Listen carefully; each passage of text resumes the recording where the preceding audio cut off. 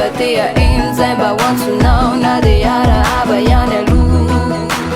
Hatrizay only team Angina, they are nobody like Fanirina.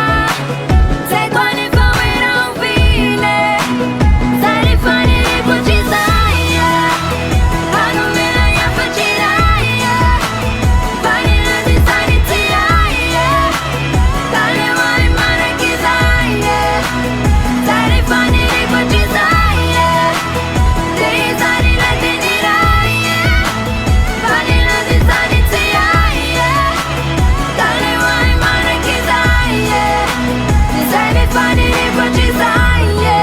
Sasa chanta miuva do kuvava, batea itanao, sate vitanao, retup maskil maste idestas enough, sabanawa kurusi kwa chamza, panirifuna chanme wa kek now, detin mafiza nextia now, sitaza na wakuna wambat kyo, fisamila now, ilalawa now.